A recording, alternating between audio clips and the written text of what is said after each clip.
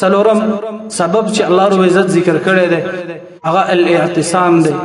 ځان کې استقامت پیدا کول په مقابله د خواهشاتو یوسف علی السلام څه شي بچ دغه زنانه خپل اعتراف کوي چې فراودته عن نفسه فاستعصم وای ماته مطالبه کړې و د خپل نفس په باره کې ولیکن دې ځوان چې د استقامت اختیار کړو ما وته کې د خواهشاتو مقابله کې څومره استقامت الله رب العزت ما وته ته بار بار قران کې وای ځان کې استقامت پیدا الله رب العزت وای الله استقاموا على الطريق وداخل استقامت اختیار کی الله رب العزت به دسه پر اخیره ولي چې دا انتها بنه مستقیمین خلق هغه چې په دنیا کې د خواهشاتو په مقابله کې د پیسو په مقابله کې د زناونو په مقابله کې د قتلونو په مقابله کې نور فحشا او بدینونو په مقابله کې استقامت اختیار کی د مرګ په وخت کې به د ملائکه راځي چې ایرېګما او غمجن کېګما ستاسو د فلاح او د کامیابی طرف ته روان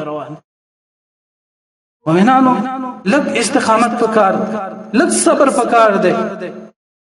یو سړی چې لږ صبر وکړي دغه خواهش د انسان ختمېږي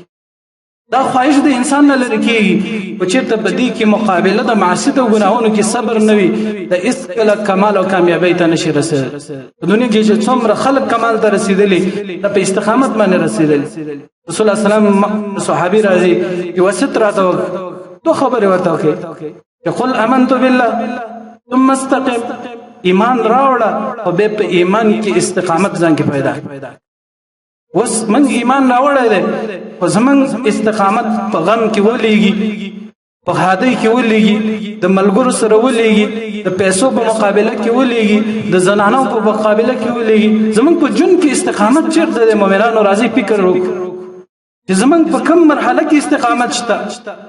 د سنت په مقابله کې زمون استقامت ولېږي د څو روپو لپاره د کرسي او د منصب لپاره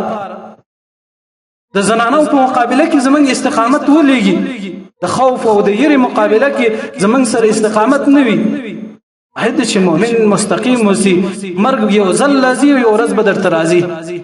یا نن راغله یا سبا راغله ته حیات ابدی نشته دا فکر وکړه او دا فکر وکړه چې د دې جن زما د پاره او د دې کور او د دې ملګرو او دوستانو او اهل زما د پاره جنت ډیر بهتر استا کور به ډیر قیمتي وي کو جنت به ډیر قیمتي وي استا اهل به ډیر قیمتي وي کو د جنت اهل به ډیر قیمتي وي دنیا دوستان به ډیر قیمتي وي کو د قیمت او دارنګي صحابه د محمد صلی الله علیه وسلم او محمد صلی الله علیه وسلم به ډیر قیمتي وي دنیا څه ژوند د کړهونو مصیبتونو تکالیف ژوند پر خو ختمن راځي ولک استقامت پکار وي باید چې مؤمن مستقیم وسی استقامت پکې صحابه کې څومره استقامت ابو ذر رضی الله عنه وویل کو زما تور په دې څټ باندې کې خستلې شي او پر کش کول وخت کې زه پوه شم چې د رسول الله یو کلمه قائمه ول شم زه به قائمه ابو ذر رضی الله عنه وای زه پوه شم چې د تور را کش کول وخت کې د رسول الله یو سنت زه قائمه ول شم په دغه وخت کې به زه قائم نن ډیر خلکو د رسول الله سنت پرې غستل ډیر خلکو شرعي احکامات پرې غستل ډیر خلکو خواهشات راوغستل او الله رب العزت او دین شاته ورز استقامت ځان کې پیدا کول پکار کله یو انسان کې استقامت پیدا شي دا د هر خواهشات او بدینونو مخکې سپر ده دا اس کله نو گمراه کیږي او اس کله بدایت نه الله من کې استقامت پیدا کړي الله په قران او سنت باندې استقامت راکړي